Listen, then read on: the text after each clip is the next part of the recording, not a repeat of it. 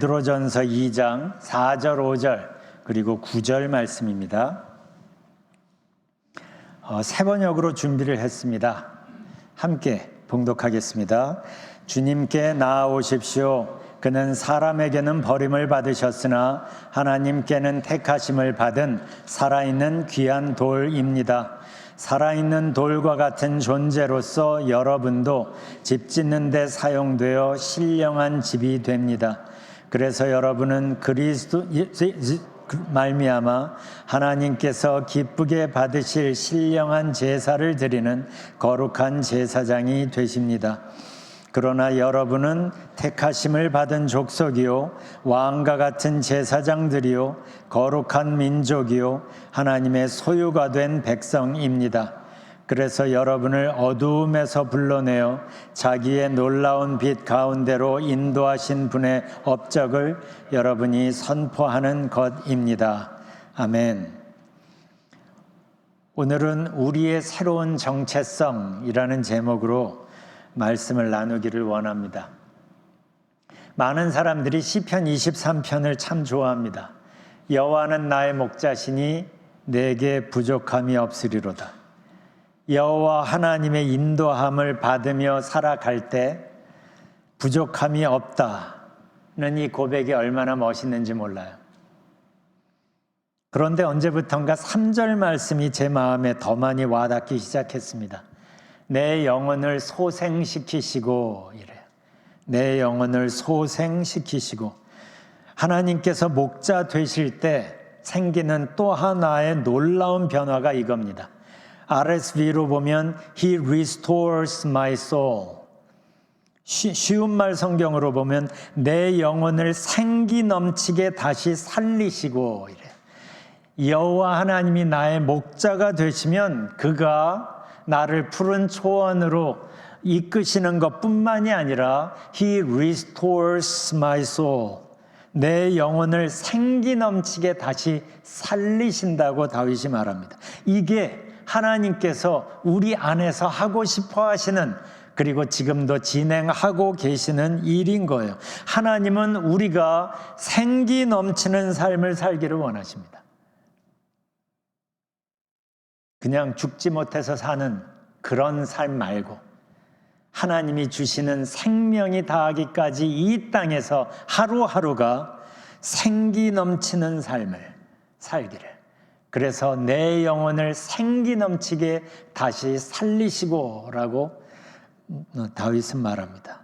그때 우리는 하나님 안에서 진정한 만족과 깊은 평안을 경험하게 됩니다.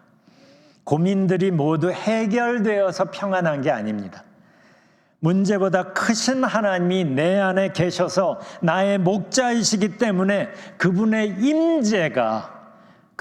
임재가 우리의 영혼을 생기 있게 만들고 그래서 깊은 쉼을, 평안을 누리게 하시기 때문이에요. 마치 세균을 완벽하게 차단해서 안전한 게 아니라 어떤 세균도 이겨낼 만한 어마무시한 면역력이 내 안에 함께 있기 때문에 안전한 거죠. 이게 문제보다 크신 하나님이 내 안에 계실 때 생기는 놀라운 변화입니다. 그래서 하나님이 함께 하시니까 다윗이 골리앗 앞에서도 담대할 수 있었던 거고 그래서 다니엘의 세 친구들이 펄펄 끓는 용광로 앞에서도 담대할 수 있었던 거고 바울이 억울하게 감옥에 갇혔어도 오히려 기뻐할 수 있었던 겁니다. 여호와는 나의 목자시니가 내 삶 속에 사실이 되면 실제가 되면 예스가 되면 He restores my soul. 그는 내 영혼을 생기 넘치게 다시 살리시고가 내 안에서 진행이 되면서 그 무엇도 두렵지 않은 뭔가가 달라진 삶을 시작하게 되는 거예요. 왜요? 문제보다 크신 하나님이 지금 나와 함께 하시는 게 사실이기 때문이에요. 이 특별한, 이 아주 독특한 삶을, 살아계신 하나님을 마음에 품고 함께 동행하는 이 독특한 삶을 저는 이 찬송이 참 잘 표현하고 있다고 생각합니다. 주날개 및 내가 편안히 쉬네 밤 깊고 비바람 불어쳐도. 이 찬송은 제가 꽤 여러 번 소개했었죠. 근데 이 찬송을 부를 때마다 가슴이 뭐라 그럴까요? 웅장해진다고 할까요? 주날개 및 내가 편안히 쉬네 밤 깊고 비바람 불어쳐도. 어두운 밤이 지났기 때문에 평안해지는 게 아닙니다. 비바람이 끝났기 때문에 이제 살만해진 게 아닙니다. 밤 깊고 비바람이 부는 상황은 여전한데 그 여전한 상황 한가운데서 이 사람은 놀랍게도 하나님의 평안을 누립니다. 주날개 밑에 있기 때문이죠. 문제보다 크신 하나님의 품에 안겨 있기 때문인 거예요. 하나님은 우리가 이렇게 하나님 안에서 이 평안을 누리며 살기를 원하시기 때문에 삶 속에서 하나님께 초점 맞추는 연습을 시키십니다. 하나님을 아는 것과 하나님께 초점 맞추고 그분과 함께 사는 것은 다르죠. 그래서 하나님을 아는 우리들을, 그러나 삶 속에서, 교회에서만이 아니라 예배드릴 때만이 아니라 삶 속에서 하나님께 초점 맞추고 그래서 하나님과 함께 문제에 반응하는 연습을 시키는 거예요. 그래서 때때로 우리 앞에 문제를 그냥 두신 채로 우리에게 말씀하시죠. 두려워 말라, 내가 너와 함께함이니라. 놀라지 말라, 나는 네 하나님이 됨이니라. 뭐예요? 문제가 있지만 그러나 문제보다 큰 내가 지금 너와 함께 있어. 그러니까 네 초점을 어디에 둘래? 문제에 두면 한없이 염려스럽고 걱정스럽겠지만 그러나 너의 초점을 나에게 둔다면, 문제보다 크신 큰 나에게 둔다면 결론은 하나죠. 두려워 말란 거예요.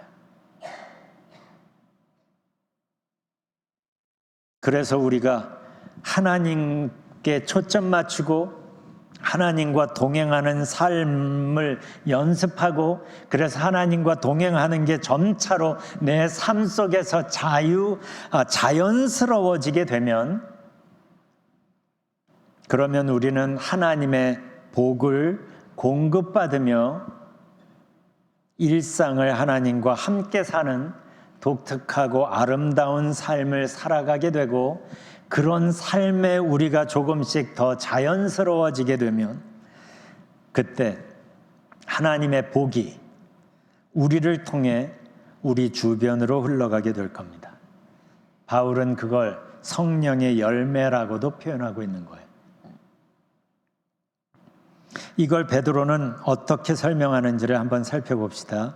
베드로전서 2장 4절, 아까 우리가 읽은 4절 말씀을 다시 보면, 주님께 나아오십시오. 그는 사람에게는 버림을 받으셨으나 하나님께는 택하심을 받은 살아있는 귀한 돌입니다.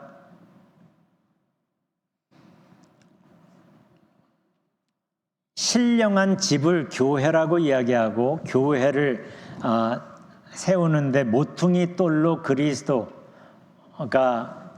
역할을 한다. 그래서 지금 돌이라는 표현을 쓰고 있는데, 예수님을 여기서 살아있는 귀한 돌이라고 표현합니다. 특히 살아있는 이라는 표현은 그분 안에 생명이 있기 때문이고, 또 우리에게 생기를 주어 살게 하시는 분이기 때문이에요. 그래서 예수님이 살아있는 귀한 돌인 거예요. 그렇기 때문에 먼저 베드로는 우리를 예수님 앞에 먼저 나오라고, 주님께 나오십시오라고 먼저 권면합니다. 우리가 주님께 나아오게 되면 무슨 일이 벌어지는가? 그게 5절이에요. 살아있는 돌과 같은 존재로서 여러분도 집 짓는 데 사용되어 신령한 집이 됩니다. 아까 말한 것처럼 이 신령한 집은 교회를 말하는데 교회를 구성하는 하나하나의 돌이 되는데 예수님처럼 예수님께 나아가면 우리 하나하나가 살아있는 돌과 같은 존재가 되는 거예요. 쉬운 말 성경으로 보면 이 부분을 이렇게 번역합니다. 여러분도 예수님처럼 살아있는 귀한 돌이 되어 우리가 예수님께 나아가면 그분의 생명이 우리 안에 공급되면서 우리도 예수님처럼 살아있는 귀한 돌로 살아가게 되는 거예요. 왜요? 예수님의 생명을 내 안에 품고 있기 때문에. 그러면 그분의 생명으로 먼저 나의 상처난 내면이 회복이 되는 거예요. 그때 우리는 He restores my soul. 하나님의 그 생기 넘치는 우리를 회복시키는 손길을 경험하게 되는 겁니다. 어디서요? 예수님 안에 있으면서. 이렇게 우리의 내면이 예수님 안에서 회복이 되기 시작하면 더 중요한 다음 단계로 이어집니다. 예수님 안에서 나만 회복되는 게 아니라 다른 사람을 살리는 돌로 쓰여지는 단계입니다. 예수님의 사랑과 생명력이 우리를 통해 우리 주변으로, 내 주변으로 흘러가는 단계인 거예요. 베드로는 이걸 이렇게 설명합니다. 2장 5절 후반절, 그래서 여러분은 예수 그리스도로 말미암아 하나님께서 기쁘게 받으실 신령한 제사를 드리는 거룩한 제사장이 되십니다. 여기서 특히 눈에 띄는 표현이 있죠. 제사장. 우리가 지난주에 하나님께서 이스라엘을 제사장 나라로 부르시고 세웠다라는 얘기를 했습니다. 세계가 다 내게 속하였나니라고 먼저 선언하시면서 하나님의 관심은 세계 모든 민족들에게 있는데 그들을 하나님께로 부르시기 위하여 그들을 구원하시는 그 통로로 이스라엘을 제사장 나라로 부르셨던 거예요. 그러니까 이걸 알게 되면 하나님은 이스라엘만 사랑해서 그들을 축복한 게 아니라 사실 하나님의 관심은 세상 모든 민족에게 있는데 그들을 통하여, 그래서 하나님이 이스라엘을 먼저 축복하면 그 축복이 이스라엘을 통하여 온 지면에 흘러가기를, 이게 하나님이 원하셨던 계획이에요. 이 계획이 이스라엘이 제사장 역할을 제대로 감당하지 못함으로 해서 성취되지 못한 채 구약이 끝나버리죠. 그렇지만 하나님은 당신의 이 계획을 포기할 수가 없었던 겁니다. 그래서 하나님은 예수님을 믿음으로 형성된 신앙 공동체인 교회에게 제사장의 역할을 다시 맡기십니다. 그러니까 구약에서는 하나님이 이스라엘을 제사장 나라로 세우신 것처럼 신약에서는 예수님을 믿음으로 하나님의 자녀가 된 믿음 공동체 교회에게 이 제사장의 역할을 맡기시는 겁니다. 그걸 좀 더 설명하는 게 9절이에요. 여러분은 택하심을 받은 족속이요 같이 읽어볼까요? 시작. 여러분은 택하심을 받은 족속이요 왕과 같은 제사장들이요 거룩한 민족이요 하나님의 소유가 된 백성입니다. 여기에서 우리를 택하심을 받은 족속이라고 먼저 표현을 합니다. 왜냐하면 하나님께 속한 사람들이기 때문이에요. 그래서 하나님께서 책임지는 사람들이기 때문이에요. 그리고 우리를 왕과 같은 제사장들이라고 표현합니다. 하나님과 세상을 연결하는 제사장 역할로 우리를 부르셨기 때문이죠. 그런데 거기에 왕과 같은이라는 표현이 붙어 있어요. 왜냐하면 우리가 예수님을 믿음으로 하나님의 자녀가 되었기 때문이에요. 우리가 로열 패밀리가 되었기 때문이죠. 그래서 왕과 같은, 이건 우리의 신분을 말하고, 제사장들, 이건 우리의 역할을 말하는 겁니다. 그래서 거룩한 사람들인 거예요. 그래서 구별된 사람들인 거예요. 우리를 하나님의 소유가 된 백성이라고 표현합니다. 하나님께서 예수 그리스도를 십자가에 내어 주면서 그 대가로 우리를 사셨기 때문이에요. 이게 예수님을 믿음으로 해서 우리 한 사람 한 사람이 갖게 된 새로운 정체성입니다. 여기 여러분은 나는, 그러면서 저 말씀을 다시 읽어봅시다. 시작. 나는 하나님 택하심을 받은 족속이요 왕과 같은 제사장이요 거룩한 민족이요 하나님의 소유가 된 백성입니다. 잘 안 믿어지죠? 그래서 그렇게밖에 소리를 못 내시는 거죠. 이번에는 좀 더 당당하게. 왜냐하면 이건 그냥 성경 말씀이 아니라 우리 얘기이기 때문이에요.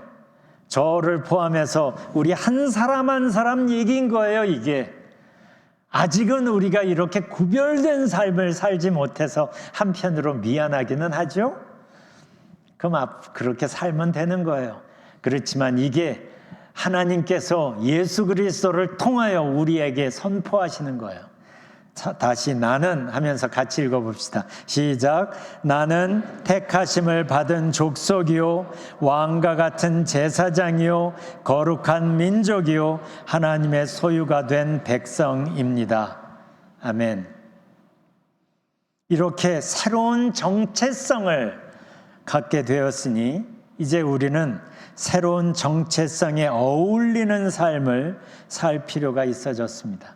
그게 9절 하반절의 말씀인데 그걸 바른 성경으로 보면 이렇습니다. 같이 읽어봅시다. 시작. 이는 너희를 어두움에서 그분의 놀라운 빛에 들어가게 하신 분의 덕을 선포하게 하시려는 것이다. 우리에게 사랑과 생명을 공급해 주심으로 해서 어두운 죄의 영향에서 벗어나 새로운 삶을 살게 하였으니 이제는 어떻게 살아야 할까? 우리가 받은 사랑을, 우리가 받은 은혜를, 우리가 받은 생명을 주변으로 흘려보내며 살아야 하는데 그걸 12절에서 우리가 읽진 않았지만 12절에서 이렇게 표현합니다. 함께 읽어보겠습니다. 시작. 여러분은 이방 사람 가운데서 행실을 바르게 하십시오. 그렇게 해야 그들은 여러분더러 악을 행하는 자라고 욕하다가도 여러분의 바른 행위를 보고 하나님께서 찾아오시는 날에 하나님께 영광을 돌릴 것입니다. 너무 중요하기 때문에 제가 다시 읽겠습니다. 여러분은 이방 사람 가운데서 행실을 바르게 하십시오. 그렇게 해야 그들은 여러분더러 악을 행하는 자라고 욕하다가도 여러분의 바른 행위를 보고 하나님께서 찾아오시는 날에 하나님께 영광을 돌릴 것입니다. 맨 마지막 부분, 하나님께 영광을 돌리는 주체가 누구예요? 성도들이 아니에요. 성도들을 비방했던 사람들이에요. 근데 성도들을 비방하던 사람들이 어떻게 하나님께 영광을 돌려요? 어떻게 이렇게 달라졌어요? 여러분의 바른 행위를 보고. 이 비슷한 말씀 어디서 읽어본 적이 없나요? 예수님도 이런 말씀을 하셨어요. 마태복음 5장 16절에서 이같이 너희 빛을 사람 앞에 비추게 하여 저희로 너희 착한 행실을 보고 하늘에 계신 너희 아버지께 영광을 돌리게 하라. 똑같이 여기서도 하나님께 영광을 돌리는 주체가 누구예요? 성도가 아니에요. 일반 사람들이에요. 그런데 어떻게 일반 사람들이 하나님께 영광을 돌리게 되었어요? 너희 빛을 사람 앞에 비추게 하여 저희로 너희 착한 행실을 보고. 그래서 우리의 착한 행실로 하나님의 선하심을 세상에 드러내는 게 이게 선교의 핵심입니다. 근데 여기에 문제가 있죠. 하나님의 사랑을 드러내는 착한 행실, 이거 어쩌다 한 번 하는 건 몰라도 이렇게 지속적으로 사는 건 쉽지가 않아요. 그럴 힘이 우리 안에 없기 때문입니다.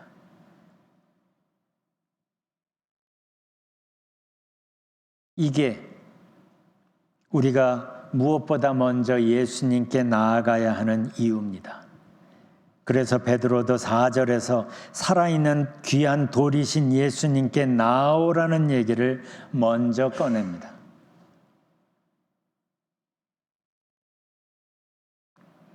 예수님을 만나고 예수님 안에 거하면서 그분의 사랑을 공급받고 그분의 생명을 공급받고, 그래서 그분 안에 있으면서 회복이 되고, 그래서 우리의 존재가 먼저 변화되어야 선한 삶을 지속적으로 사는 게 가능해집니다.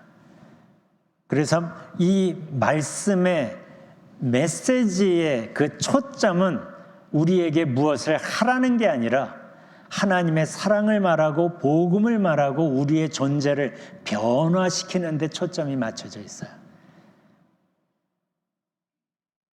먼저 복음을 만나고 예수님을 만나고 예수님의 사랑 안에서 예수님의 생명 안에서 나의 존재가 먼저 변화되어야, 그래야 선한 삶을 지속적으로 사라지는 게 자연스러워지는 거예요. 그래서 우리도 예수님도 요한복음 15장에서 내 안에 거하라 라고 초대하시는 거예요. 내 안에 거하라, 내 안에 거하라. 선한 삶을 살아내기 위해서 우리의 존재적 변화가 우선되어야 합니다. 그래서 다윗이 말하는 He restores my soul, 이 회복의 과정, 변화의 과정이 우리에게 필요한 거예요. 그때 우리는 예수님 안에 거하면서 예수님 안에서 회복되면서 예수님을 닮아가게 되는데, 그러면 사랑할 수 있는 사람이 되고 용서할 수 있는 사람이 점차 되어가는 거예요. 이렇게 내 존재가 바뀌어야 사랑의 행위가 자연스럽게 나올 수 있는 겁니다. 정말 감사한 것은 내 영혼을 생기 넘치게 다시 살리시는 그분께서 우리를 여전히 초대하고 계신다는 거예요. 내 안에 거하라, 내 안에 거하라. 나도 너희 안에 거하리라. 내 안에 거하라. 이게 복음의 핵심입니다. 복음은 이론이 아니에요. 이론을 안다고 복음을 아는 게 아니에요. 이렇게 복음으로 예수님을 알고 예수님 안에 거해야, 그래야 복음을 만난 거고 거기에서 변화가 만들어지는 거예요. 예수님 안에서 새로운 존재로 트랜스폼, 완전히 변화되는 나 자신을 상상해 보십시오. 예수님과 함께 복의 근원으로 살아가는 나 자신을 한번 상상해 보십시오. 하나님은 그 상상이 현실이 될 때까지 우리를 포기하실 마음이 없으세요. 다시 상상해 보세요. 내가 혹시 내 지금 현재 꼬라지는 탕자와 별로 다를 게 없어 보일지라도 그 탕자를 덥석 안으시는 아버지처럼 우리의 현재 모습에 구애받지 않고 덥석 안으시는, 그리고 우리를 변화시켜 가시는, 그래서 그 예수님 안에서 내가 새로운 존재로 트랜스폼 되는 걸 지금 한번 상상해 보세요.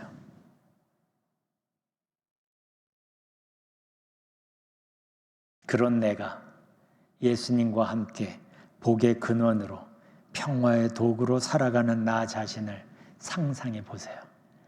내가 가는 곳마다, 내가 터치하는 곳마다 성령의 열매가 보입니다. 회복이 보입니다. 내 주변 사람들이 나 때문에 행복해집니다.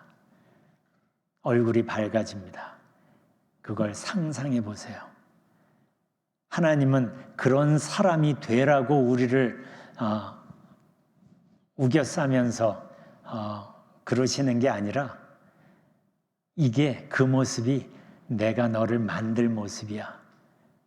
너를 만들기 위하여 내가 지금 일하고 있어. 그러니까 우리가 할 일은 뭐예요? 그런 존재가 되려고 애쓰는 게 아니라 힘 빼고 예수님 안에서 예수님께 마음의 문을 열고, 그래서 예수님이 두드리셨잖아요. 볼지어다 내가 문 밖에 서서 두드리노니. 문을 열면 뭐 하신대요? 들어와서 먹고 마신대요.